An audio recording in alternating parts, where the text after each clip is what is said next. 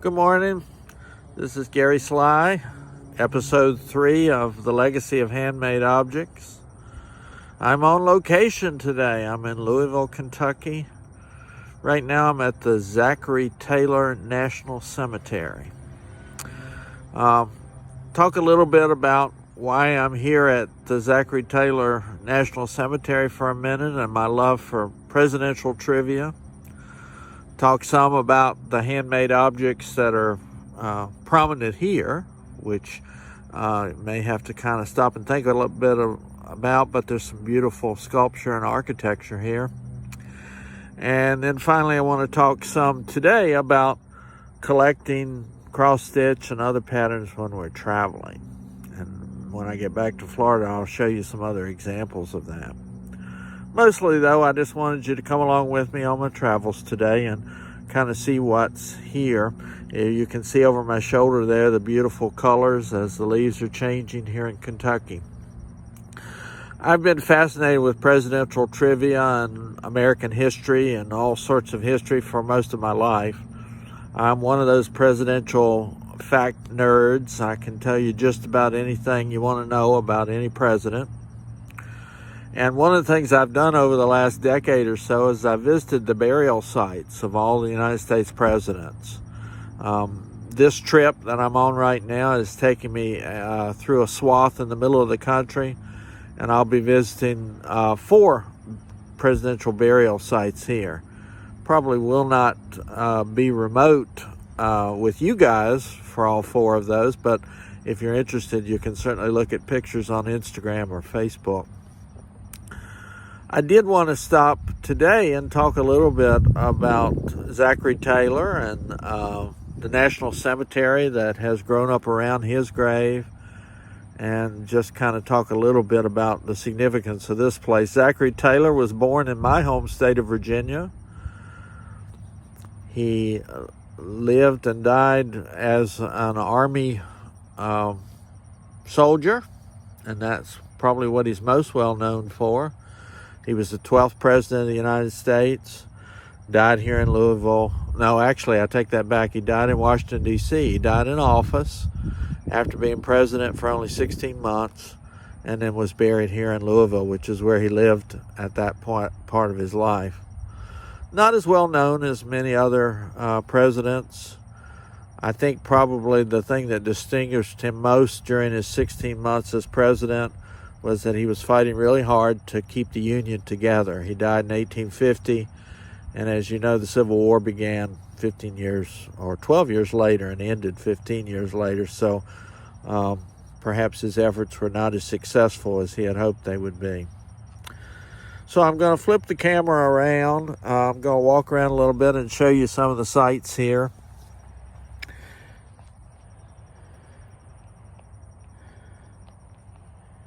See if I can make that happen.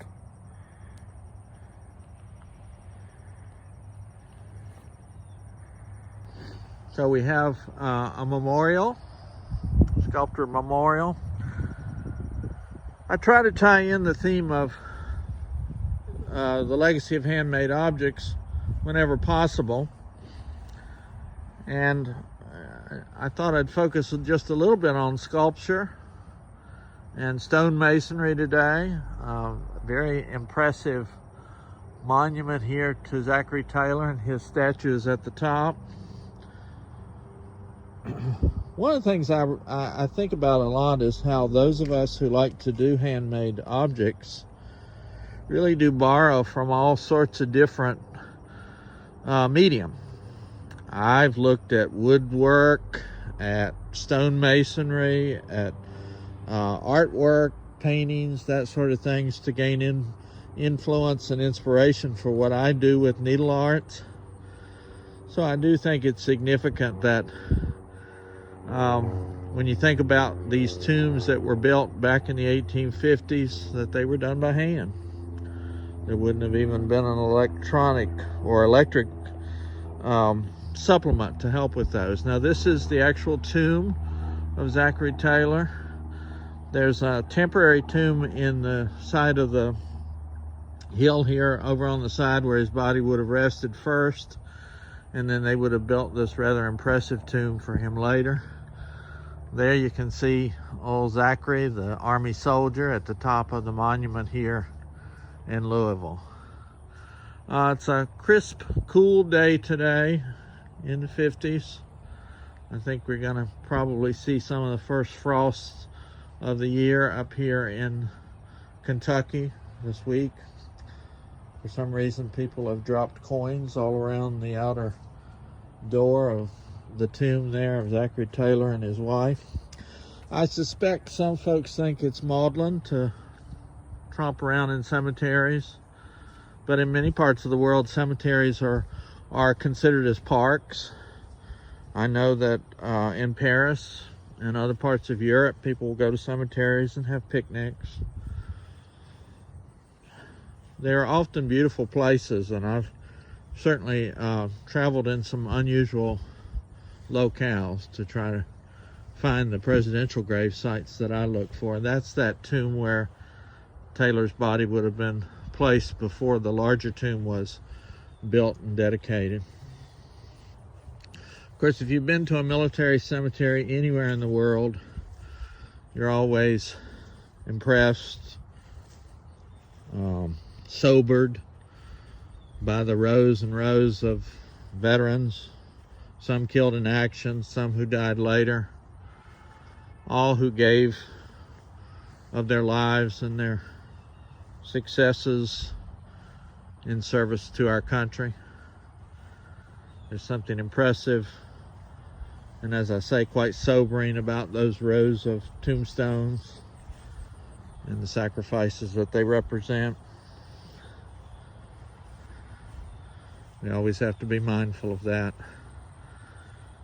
as we're reminded of their sacrifices. Somebody remarked in the past week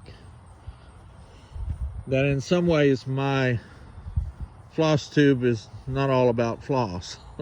That is, I don't always just focus on cross stitch. The broader topic of my series is the legacy of handmade objects, but I think it's just fun for me to bring viewers along and explore some of the other things that matter to me and that help make me an individual. I've always loved to travel, and I'm just going to kind of walk back through the rows of tombstones and talk just a little bit about that love of travel now and how it overlaps with my love of stitching. Way back, as long as I can remember, whenever I visited somewhere, if there was a cross-stitch kit or some sort of an object related to stitching that I could buy that would remind me of that place, I would buy it if I had the money. Of course, now I like to visit cross-stitch shops and quilt shops and local needlework shops whenever I travel, and I'm hoping to do some of that, especially when I'm up in Indianapolis a little later in the week. But I would encourage you to think about cross-stitch projects that help you remember your travels. I have a friend named Beth who's a snowbird in Florida. She'll be back in Florida again, I hope, in a month or so. I haven't heard from her yet. She lives in Ohio. But every year when Beth travels to Florida and spends a few months there, she creates a cross-stitch piece, which is a reminder of her time. I was very honored that last year she included my shop on her cross-stitch of her memories of being in Florida last year. I probably have 20 different patterns and finished works that I've done as I've traveled not only in this country but in other parts of the world. One of my plans, since I don't really want that many small framed pieces on the wall, is to do a travel quilt at some point where I place all the different cross-stitch patterns in some sort of a geographic pattern across a quilt. But I continue to collect those. I have a finished piece from the George Washington Carver, no, let's see, Booker T. Washington home place in Virginia, which is near where I grew up. I've got a piece that I did of Abraham Lincoln's birthplace here in Kentucky. I finished a cross stitch of the John F. Kennedy Memorial Library and Museum up in Massachusetts. And every time I look at those, I think about the memories of that trip and the folks that I might have traveled with. One particular one that I love that I finished and framed is a cross stitch of the Frank Lloyd Wright House in Chicago. I had a grant from the National Endowment for the Humanities to study at the University of Chicago one entire summer. And my wife and kids and I all spent the summer in Chicago, and we visited the Roby House, which is one of Frank Lloyd Wright's creations there. I bought a cross-stitch piece, stitched it. It's of a window there at the Roby House, and I took a picture of us standing in front of that window. So when I framed that piece, not only do I have my cross-stitch, but I've got a wonderful picture of the 5 of us standing in front of that same window.